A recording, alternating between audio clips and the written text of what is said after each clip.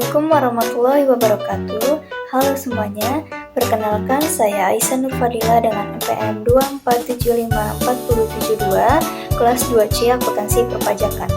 Pada kesempatan ini, saya akan mempresentasikan rencana ekspor komoditas hortikultura dari Indonesia yaitu wortel ke negara tujuan Amerika Serikat. Alasan saya memilih wortel sebagai komoditas ekspor karena wortel merupakan salah satu komoditas pertanian unggulan Indonesia yang memiliki potensi ekspor tinggi. Sayuran ini kaya akan vitamin A dan beta-karoten yang sangat baik untuk kesehatan mata dan sistem kekebalan tubuh. Selain itu, wortel memiliki umur simpan yang cukup lama, sehingga aman dan efisien untuk dikirim ke luar negeri. Produksi wortel di Indonesia cukup melimpah, terutama di wilayah dataran tinggi seperti Dieng, Pangalengan, dan Lembang. Dengan kualitas yang sangat baik dan pasokan yang stabil, wortel menjadi komoditas yang layak untuk dikembangkan dalam kegiatan ekspor. Dalam perdagangan internasional, setiap produk harus memiliki kode HS atau Harmony System. Untuk produk wortel, HS code yang digunakan adalah 07061000, yang berarti wortel dan lobak dalam kondisi segar atau didinginkan. HS code ini digunakan dalam pengurusan dokumen bea cukai, penentuan tarif ekspor-impor, serta pelaporan statistik perdagangan internasional. Negara tujuan ekspor yang dipilih dalam komoditas ini adalah Amerika Serikat. Negara ini dipilih karena memiliki tingkat konsumsi sayuran yang sangat tinggi, terutama untuk jenis sayuran segar seperti wortel. Berdasarkan data dari TradeMap tahun 2024, nilai impor wortel ke Amerika Serikat tercatat sebesar 212,444 US dollar. Meskipun Amerika juga memproduksi wortel dalam negeri, permintaan konsumen yang besar membuat mereka tetap mengandalkan impor dari negara lain. Peluang pasar ini bisa dimanfaatkan oleh Indonesia untuk menawarkan wortel berkualitas dengan harga bersaing. Selain itu, Amerika Serikat memiliki sistem regulasi yang jelas dan terbuka terhadap perdagangan internasional sehingga memudahkan proses masuknya produk hortikultura dari negara lain. Wortel yang akan diekspor harus memenuhi standar spesifikasi internasional, baik dari segi ukuran, kebersihan, kandungan air, maupun pengemasan. Spesifikasi produk wortel yang digunakan dalam kegiatan ekspor ini meliputi ukuran panjang wortel antara 15 hingga 25 cm dengan ukuran rata-rata yang seragam, warna orange cerah sebagai ciri khas kualitas visual, kebersihan 0% artinya wortel harus bersih, tidak mengandung tanah, hama, atau benda asing lainnya. Kadar air sekitar 85-90% sesuai karakteristik umum sayuran segar.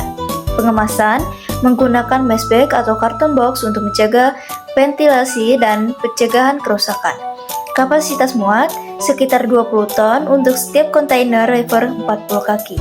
Suhu penyimpanan disimpan pada suhu 0-4 derajat Celcius untuk menjaga kesegaran. Daya simpan bertahan 2 hingga 4 minggu dalam penyimpanan dingin. Persyaratan ekspor dalam dan luar negeri. Untuk melakukan ekspor wortel, eksportir di Indonesia wajib memenuhi beberapa persyaratan dalam negeri, antara lain memiliki NIB, nomor induk berusaha, mengurus PEB, pemberitahuan ekspor barang melalui sistem bea cukai, mendapatkan surat keterangan asal, SKA, memiliki sertifikat karantina tumbuhan dari Badan Karantina Pertanian, sertifikat keamanan pangan bila diminta oleh negara tujuan. Sedangkan untuk masuk ke Amerika Serikat, produk harus mematuhi regulasi dari FDA, Food and Drug Administration.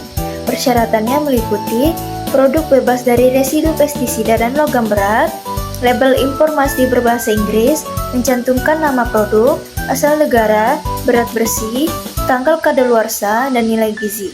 Yang terakhir, sertifikat uji laboratorium jika dibutuhkan oleh importir. Promosi ekspor dan negosiasi.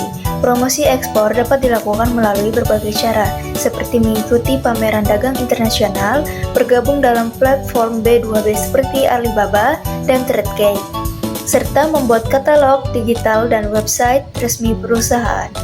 Selain itu, Pemerintah juga menyediakan fasilitas promosi melalui Atasé Perdagangan dan Indonesia Trade Promotion Center (ITPC) di luar negeri. Dalam proses negosiasi, eksportir dan importir akan membahas harga, volume barang, waktu pengiriman, spesifikasi produk, dan sistem pembayaran. Negosiasi bisa dilakukan melalui email, video call, atau pertemuan langsung dalam forum bisnis internasional. Sistem pembayaran dan metode pembayaran. Dalam menunjang proses ekspor, eksportir memerlukan pembiayaan yang cukup untuk mendukung kegiatan produksi, pengemasan, dan pengiriman barang. Sumber pembiayaan ekspor dapat berasal dari lembaga keuangan, bank, lembaga non-bank atau investor, dan importir. Sumber pembiayaan yang digunakan dalam ekspor wortel ini adalah dari lembaga keuangan bank, dengan menjaminkan letter of credit atau LC. Dana yang diperoleh dari penjaminan LC ini digunakan untuk membiayai tenaga kerja, pengeluaran ongkos produksi, dan pengadaan barang atau bahan baku. Dengan sistem pembiayaan ini, eksportir dapat memperoleh dana operasional lebih awal sebelum pembayaran dari luar negeri diterima. Ini membantu memperlancar seluruh proses ekspor, mulai dari proses budidaya hingga pengiriman barang ke negara tujuan. Ada beberapa metode pembayaran ekspor yang umum digunakan secara internasional, yaitu yang pertama, advance payment, pembeli membayar penuh sebelum barang dikirim. Yang kedua, document against payment atau DP, dokumen pengapalan diserahkan kepada pembeli setelah pembayaran dilakukan. Yang ketiga, dokumen against acceptance atau DA, dokumen dikirim namun pembayaran dilakukan sesuai tenggat waktu yang disepakati. Yang keempat, open account, barang dikirim terlebih dahulu dan pembayaran dilakukan kemudian. Yang kelima, consignment, barang dikirim dan baru dibayar ketika laku terjual di pasar negara tujuan. Namun, untuk transaksi ekspor wortel ini, metode utama yang digunakan adalah letter of credit atau LC, karena memberikan jaminan pembayaran dan memperkuat kredibilitas eksportir. Selanjutnya, ekspor korespondens atau surat menyurat ekspor. Dalam kegiatan ekspor, korespondensi atau surat menyurat bisnis merupakan bagian penting yang tidak bisa diabaikan. Yang pertama, ada surat pengantar. Digunakan saat mengirim dokumen atau barang. Surat ini menjelaskan isi pengiriman, nama pengirim dan penerima, serta nomor dokumen terkait seperti invoice dan packing list. Yang kedua, ada surat penawaran, dikirim kepada calon pembeli untuk menawarkan produk. Surat ini berisi informasi produk, harga per unit, jumlah minimum pemesanan, syarat pembayaran, dan waktu pengiriman. Yang ketiga, ada sales contract, adalah kontrak jual-beli internasional yang disepakati bersama. Dokumen ini mencantumkan yang pertama, identitas lengkap eksportir dan importir. Yang kedua, deskripsi barang dan jumlahnya. Yang ketiga, harga dan nilai total. Yang keempat, waktu dan cara pengiriman. Yang kelima, metode pembayaran. Yang keenam, klausul penyelesaian sengketa dan force majeure. Dokumen-dokumen ini harus disusun dengan baik dalam bahasa Inggris dan mengikuti standar bisnis internasional.